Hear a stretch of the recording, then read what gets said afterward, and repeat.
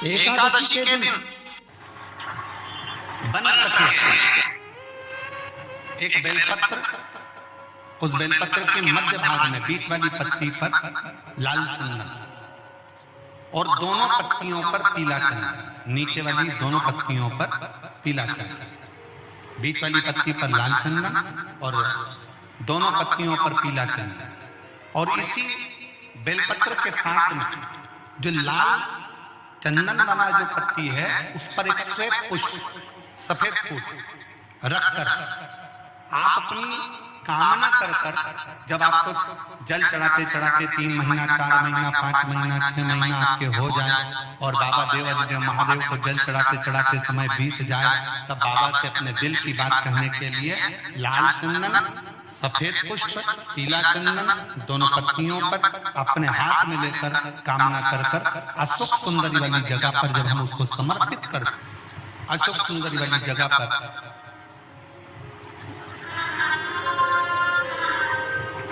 ये शिवलिंग जलाधारी और उसके सामने का जो भाग है उसके मध्य भाग में अशोक सुंदरी का स्थान, बस इसी स्थान पर बेलपत्र और श्वेत पुष्प, बीच वाली पत्ती पर लाल चंदन, आसपास की पत्तियों पर पीला चंदन और वो शिवलिंग के सम्मुख में जो अशोक सुंदरी का स्थान है वहां समर्पित कर। उस स्थान ये रोज नहीं करना, फिर ध्यान देना, कभी कभी 4-6 महीने निकल जाए, 8 महीने निकल जाए, 3 महीने निकल जाए, 5 महीने निकल जाए उस स्थान, और ये हमने एक बार नहीं बताया, इसको पहले भी वर्णन कर चुके। एकादशी के दिन गंगा के जल में मात्र 7 बेलपत्री डालकर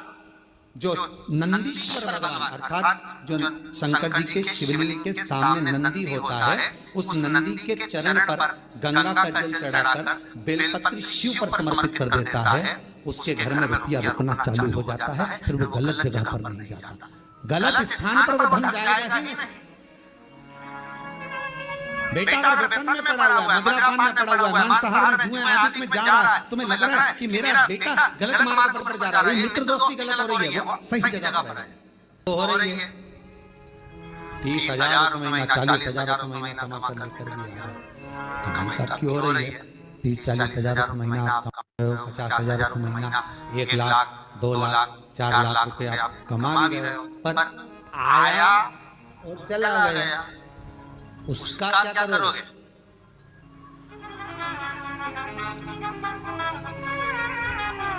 उसका करना क्या है? बहुत सुंदर संवाद है, ध्यान दीजिएगा।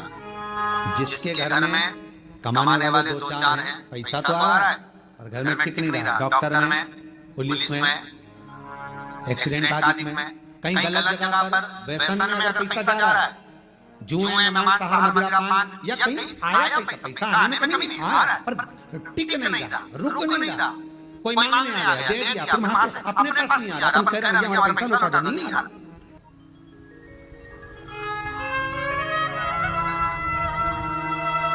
करना है एकादशी। कई लोग उसको धन के लिए करते हैं, संपदा के लिए अर्थात जिसका व्यापार नहीं चलता, जिसके घर में पैसा नहीं आता या नौकरी नहीं लग रही या सर्विस नहीं लग रही, आप अप्लाई कर रहे हो, जगह जगह जाकर इंटरव्यू दे रहे हो, पैसा नहीं है, तो उसके लिए प्रयास किया जाता है। पर उसके लिए यहाँ पर जो धन के लिए करते हैं उसके लिए विष्णुपदी के लिए करते हैं। मतलब जैसे गंगा के जल में तुलसी के 11 पत्ते डाले जाते हैं। कितने पत्ते डालते हैं? 11 तुलसी के पत्ते डालते हैं और उसको किसी भी नारायण के मंदिर में राम कृष्ण शिव शंकर ने राम कृष्ण भगवान विष्णु दत्त आदि जितने नारायण के मंदिर हैं उस मंदिर में किसी भी पात्र में, एक छोटे से पात्र में उसको भरकर रखिए महाराज, उससे भी जॉब, सर्विस, नौकरी में सफलता प्राप्त होगी। परंतु वो भी एकादशी से ही होगा। कुछ देर तक पात्र को रखा जाता है, फिर वही पात्र का जल किसी भी वृक्ष के नीचे डाल दिया जाता है, उससे भी नौकरी के लिए खाया जाता है। गंगा का जल तो साधारण नहीं, पैसा धन ज्यादा आने लगे तो पत्नी को कहना चाहिए कि देखो थोड़ा बहुत मेरा मन है शिव महापुराण की कथा हो जाए या फिर कहीं सत्कर्म में लग जाए, कहीं ब्राह्मण भोज, साधु भोज, सन्यासी भोज, गुरु जन में, संत जन में, साधु जन में, तपस्वी जन में कहीं लग जाए। ये धर्म पत्नी, जहां धर्म जुड़ा हुआ वो धर्म महाराज। कुछ तिथियां होती हैं जिन तिथियों में अगर आप रोज गंगा का जल शंकर को नहीं चढ़ा सकते तो शिव महापुराण कथा कहती है, स्कंद पुराण कहती है, विष्णु पुराण कहती है, गर्ग संहिता कहती है, गीता पुरुष गोरखपुर का कल्याण का गंगा अंक कहता है कि कुछ तिथियां भारत की भूमि पर ऐसी वर्णित है जिन तिथियों में भी गंगा का जल हम शिव को अगर एक बूंद भी समर्पित कर रहे हैं,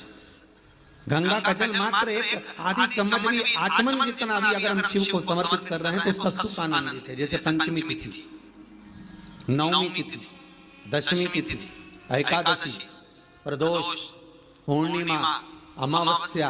ये तिथियां हमारे यहाँ जो दी गई हैं, इन तिथियों में अगर हम गंगा का मात्र थोड़ा सा जल भी अगर जल के पात्र में डालकर गंगा जी का जल थोड़ा सा भी शिव के पास लेकर जा रहे हैं तो ये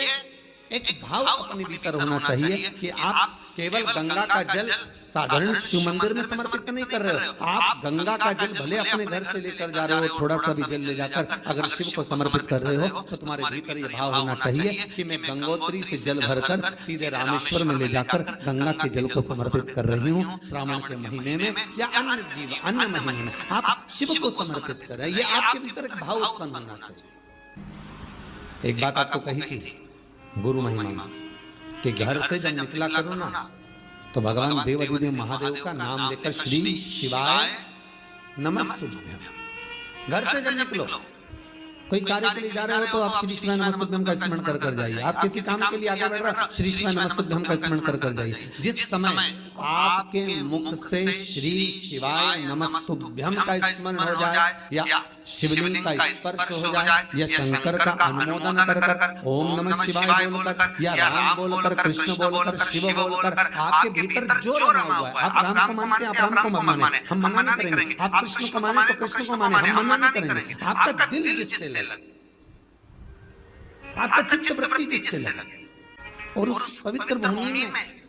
ना जाने कितने साधक, कितने साधु, कितने तपस्वी, कितने संत, कितने महात्मा, कितने जोगी, कितने सन्यासी, कितने ब्राह्मण जन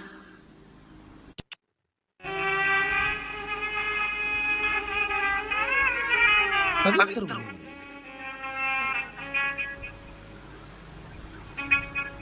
और उस पवित्र भूमि में ना जाने कितने साधक, कितने साधु, कितने तपस्वी, कितने संत, कितने महात्मा, कितने जोगी, कितने सन्यासी, कितने ब्राह्मण जन, कितने विद्वत जन इस भारत की भूमि पर भ्रमण करते रहते हैं, तब साधना करते रहते हैं, उपासना करते रहते हैं, मंत्र जाप स्मरण करते रहते हैं। और जब उनका मंत्र जाप का फल इस भूमि पर प्राप्त होता है तो यहाँ की जो रज है, यहाँ की जो धूल है, यहाँ की जो माटी है, वो सुख का अनुभव करा देती है, एक आनंद का अनुभव करा देती है। श्री भागवत बाबा गंगा जी को लेकर आए,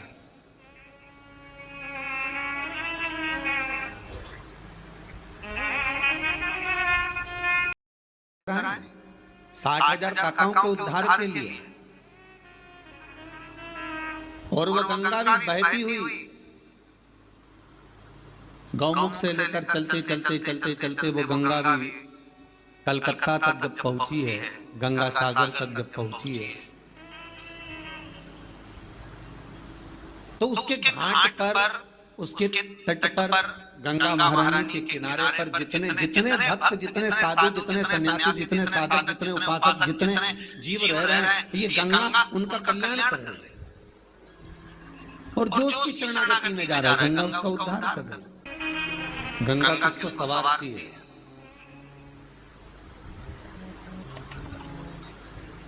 किसी ने कहा कि प्राण छूटे और गंगा जी में ले जाकर अस्थियों को छोड़ दो तो गंगा मोक्ष देती है।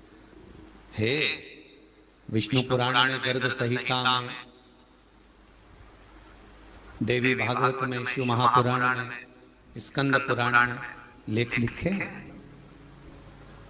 कि गंगा जी ने शंकर जी से वर मांगा था कि मेरे जल में जब तक जीव की अस्थियां पड़ी रहेंगी तब तक वो जीवात्मा वैकुंठ का भोग भोगेगी।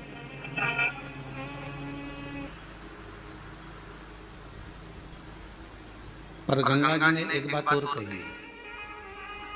शिव महापुराण में आपने श्रवण करा ना करा, पर एक बात और गंगा जी कह रही है कि मैं तार दूंगी, मैं पापी से पापी जीव का उद्धार कर दूंगी, मना नहीं। वैसे भी तो भारत की भूमि तो पावन पावन नदियां सारी की सारी जितनी हैं ये भारत की भूमि पर, ये भारत माता पर विराजमान, सारे के सारे पावन तीर्थ इस भारत की भूमि पर विराजमान।